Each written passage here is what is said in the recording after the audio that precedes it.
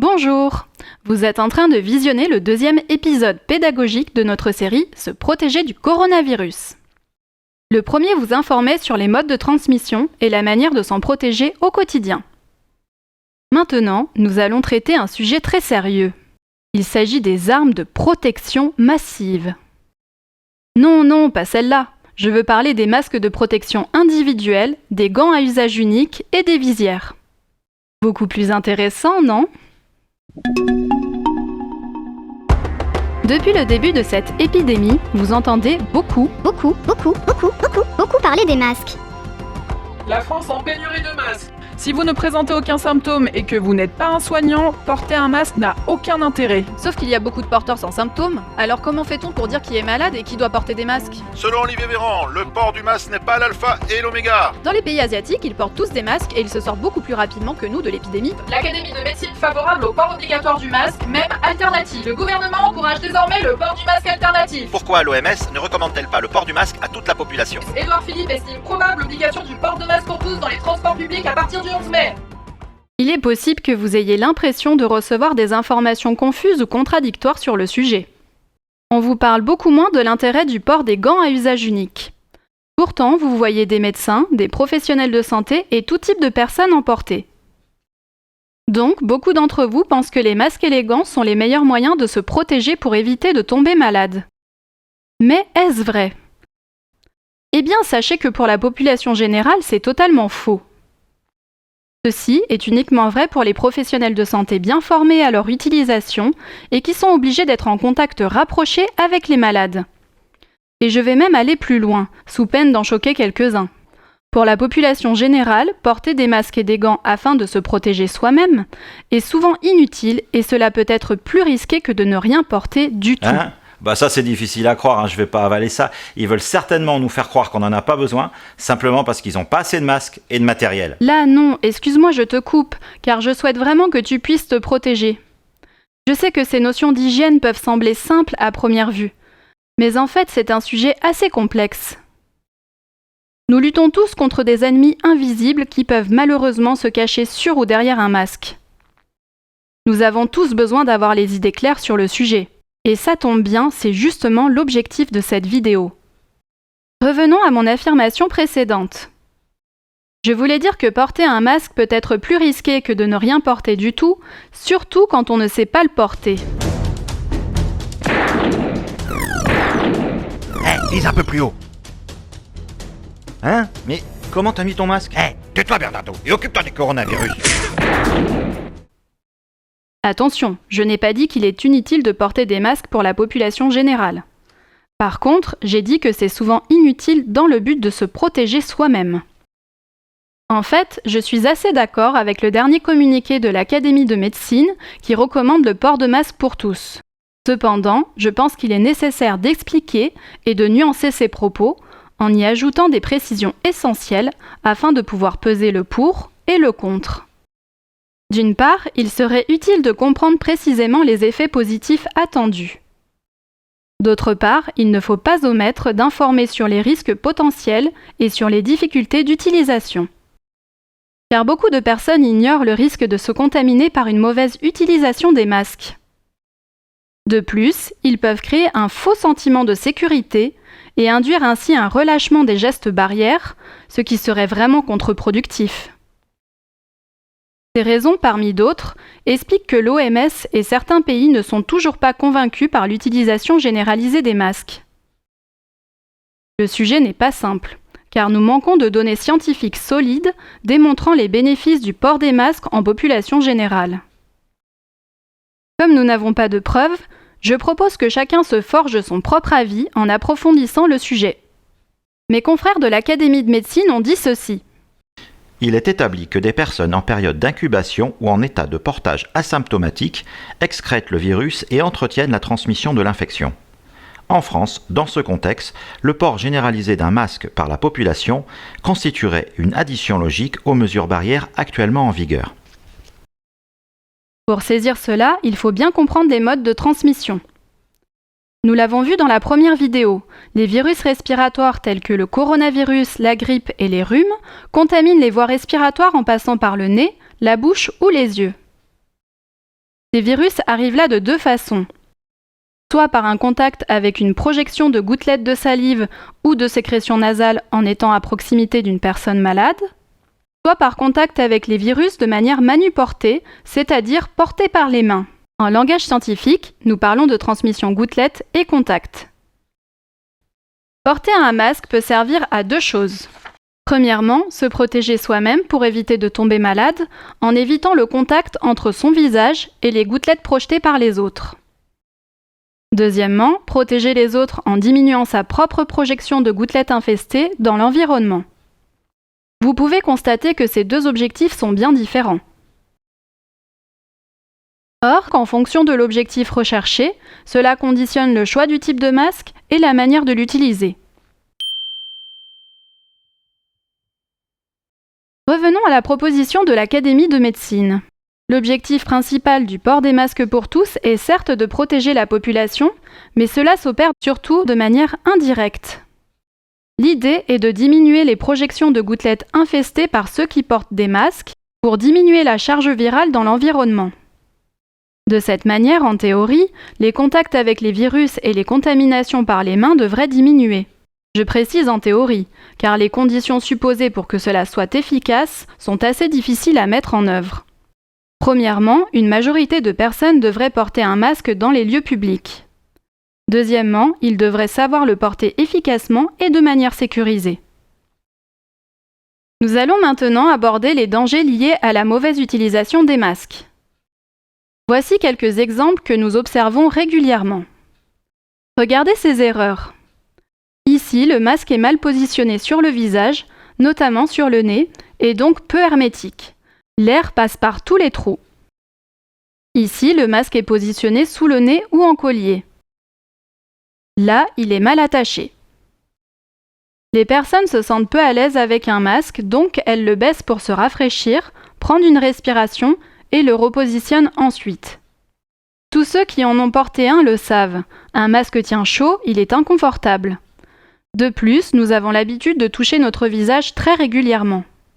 Et à chaque fois que l'on se touche avec les mains sales, nous risquons de déposer des virus sur le masque et le visage. Au revoir.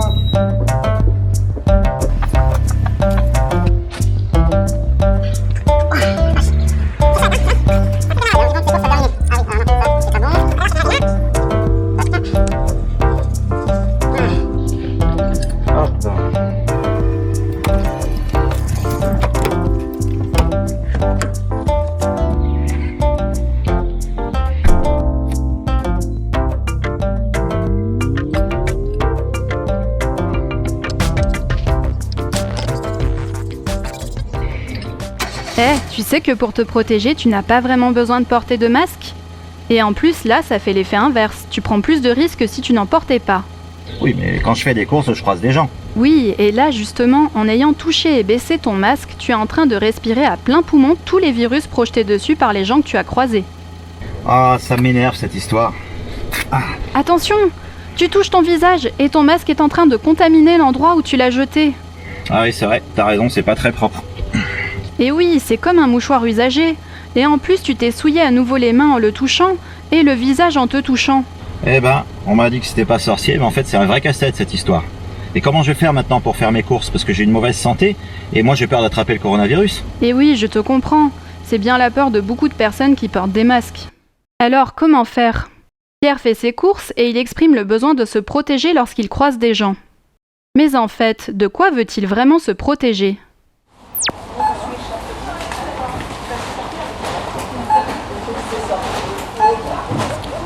Pierre cherche à se protéger de la projection de gouttelettes infestées, mais il commet plusieurs erreurs. Le masque chirurgical le protège initialement, mais des gouttelettes se déposent dessus. Ensuite, en touchant le masque, il prend le risque de se contaminer les mains avec, en mobilisant les virus déposés dessus. Puis, en mobilisant son masque, il respire les virus déposés sur la face extérieure. Il pourrait éviter ce risque de deux manières. Soit en observant les bonnes consignes d'utilisation, soit en observant une distance de sécurité de plus d'1 mètre avec les gens qu'il croise, afin d'éviter que les gouttelettes se déposent sur son masque.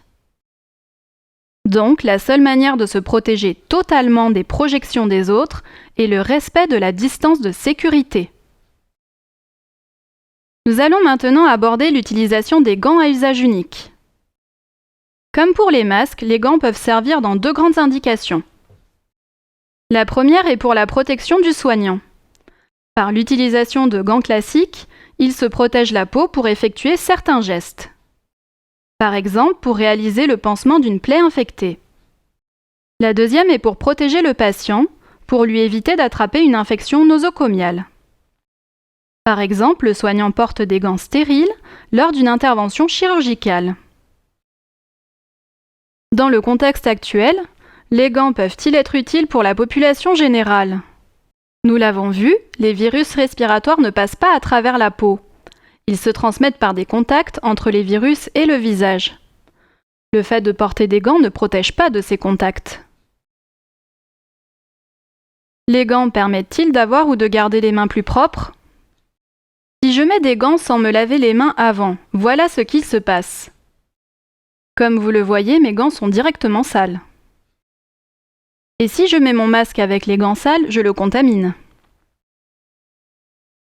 Et quand j'enlève mes gants sales, mes mains sont toujours sales, donc je dois me les laver. Si je mets des gants en ayant les mains propres, mes gants sont propres. Et dès que je vais toucher une surface sale, ils seront souillés.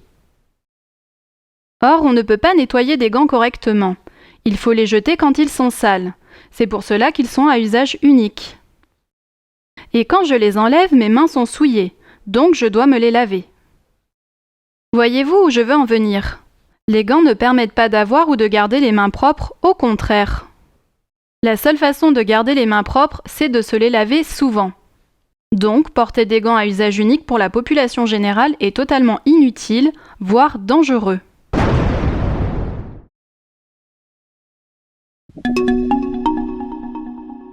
Les masques et les gants sont des dispositifs médicaux.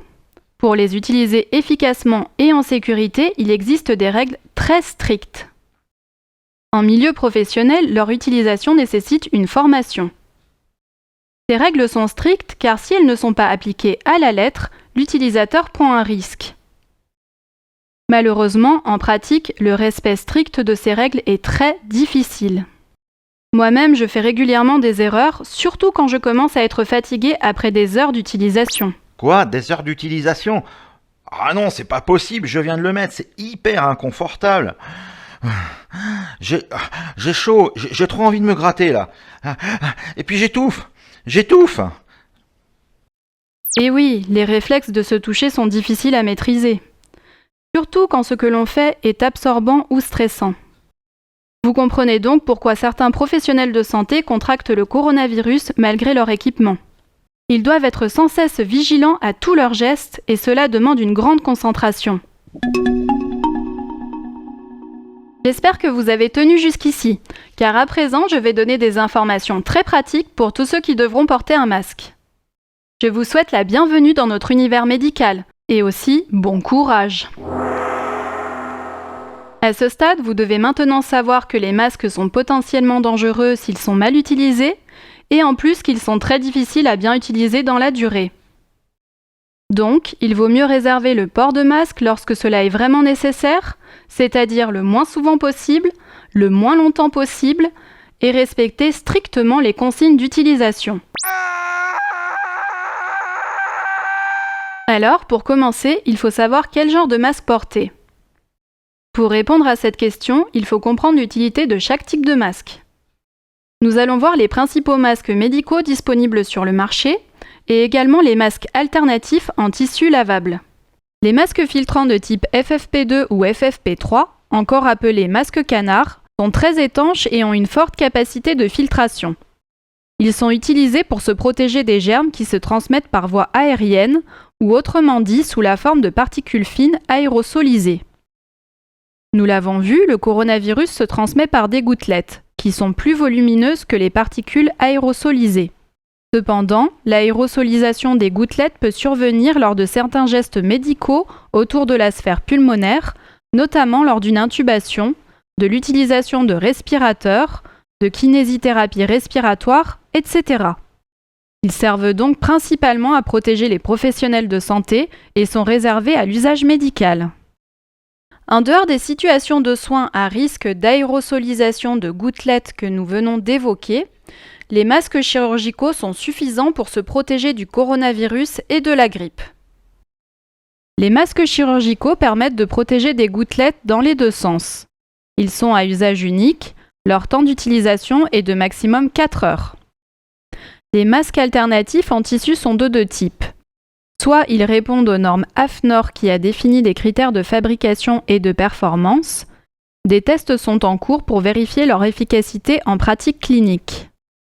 Soit des masques artisanaux, non normés et non testés. Nous avons de bonnes raisons de penser qu'ils diminuent la contamination dans les deux sens par leur effet barrière. Cependant, les données actuelles d'utilisation semblent montrer une capacité de filtration inférieure aux masques chirurgicaux. Leur étanchéité est variable selon leur forme et leur adaptation avec le visage de celui qui le porte. Ils semblent partiellement efficaces pour se protéger des projections et sont surtout indiqués pour protéger les autres et la contamination de l'environnement.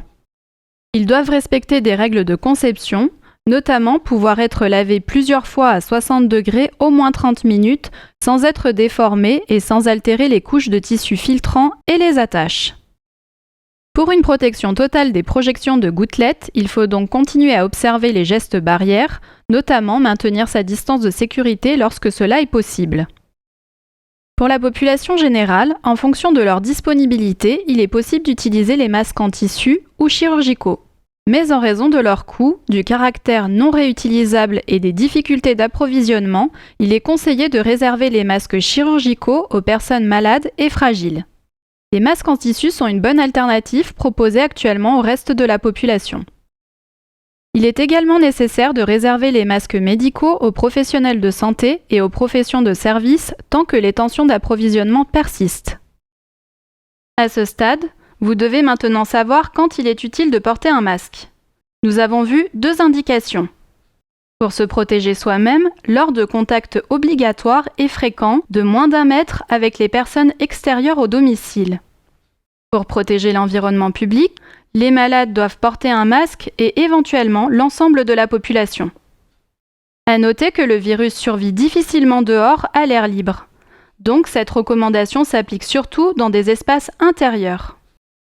Cependant, ces indications ne sont pas des consignes formelles, car nous l'avons vu, il existe une grande différence entre la théorie et la pratique. En effet, les bénéfices dépendent des conditions d'utilisation. À ce sujet, il faut aborder la question du confort. Beaucoup de personnes ne supportent pas le contact des masques sur leur visage. Dans ces circonstances, il est presque impossible de respecter les consignes d'utilisation, notamment celle de ne pas se toucher le visage ni déplacer le masque. Les bénéfices disparaissent alors au profit des risques de se contaminer avec son masque. Dans ce cas, il vaut mieux ne pas en porter.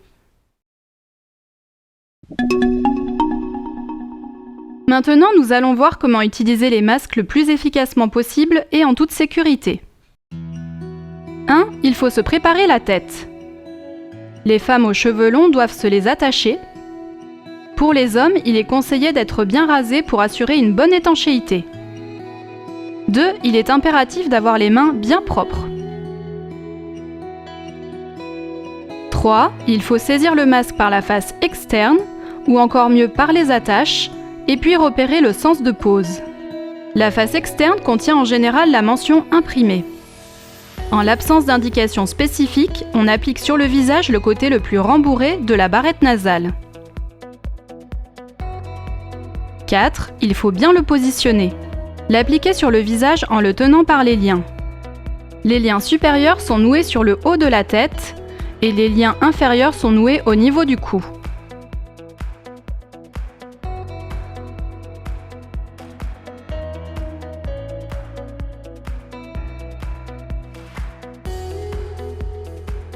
Dépliez le masque et plaquez-le sous le menton.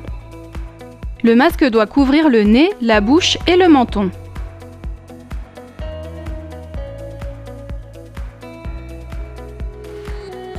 Pincez la barrette nasale pour augmenter l'étanchéité et limiter les fuites.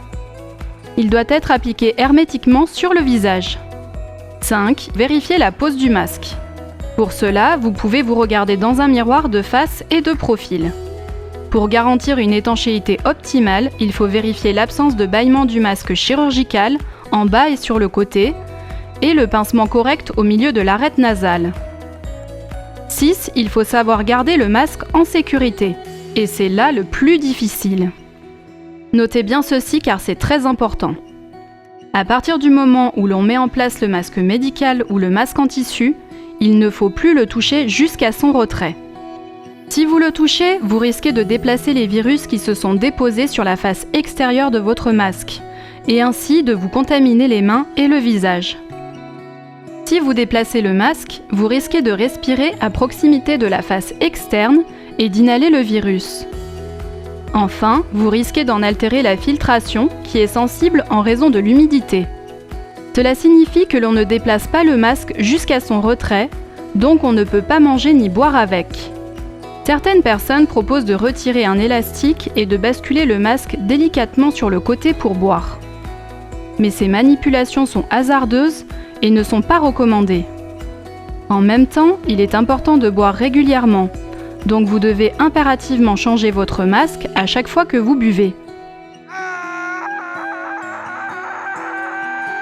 Il faut aussi penser à le retirer s'il a été touché ou souillé par des projections de liquide. Le temps d'utilisation d'un masque chirurgical est de 4 heures maximum. Pour les masques en tissu, il n'y a pas d'études scientifiques sur le temps d'efficacité.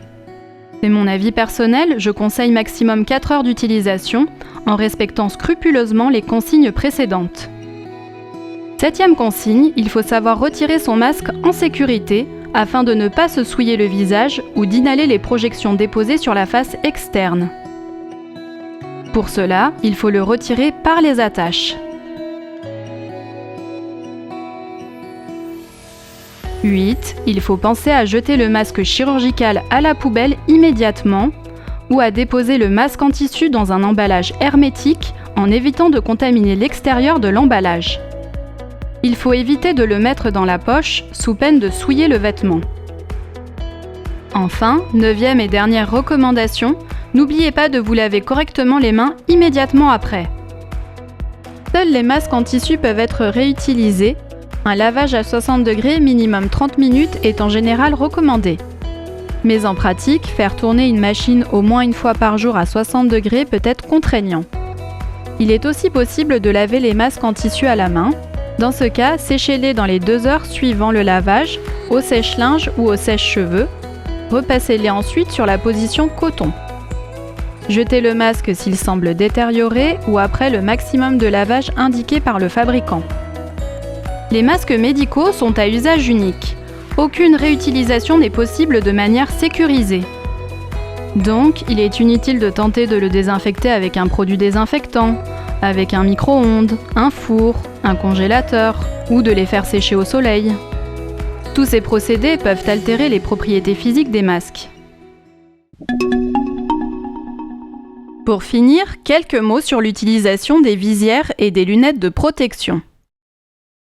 Attention, ce ne sont pas des équipements de protection respiratoire, mais des équipements de protection des yeux et du visage. Ils ont l'avantage de pouvoir protéger des grosses gouttelettes émises immédiatement après une toux par une personne proche.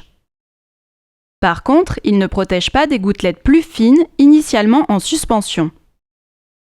Ce sont des équipements de protection additionnels pour les personnes fortement exposées. Ils peuvent être retirés en minimisant le risque de toucher le visage. Il convient d'en nettoyer les 2 faces régulièrement et d'éviter de porter les mains au niveau du visage sous la visière. Ouf, eh bien j'espère que vous avez tenu jusqu'ici car il y avait beaucoup d'informations. Vous avez vu que les bénéfices réels du port du masque pour tous dépendront vraiment de la manière dont ils seront utilisés. Le meilleur moyen de se protéger est encore d'observer au maximum les gestes barrières. L'utilisation des masques et des visières viennent compléter ces gestes. Ils augmentent le niveau de protection dans les lieux fréquentés lorsqu'il est difficile de respecter la distance de sécurité. J'espère que ces explications vous seront utiles dès aujourd'hui et aussi à l'avenir afin de mieux traverser les pandémies de grippe qui tuent des centaines de milliers de personnes chaque année dans le monde. Si ce contenu vous a plu, n'hésitez pas à liker et vous abonner sur notre chaîne. Merci de votre attention et à bientôt pour de nouvelles vidéos dans l'univers médical d'Unimes.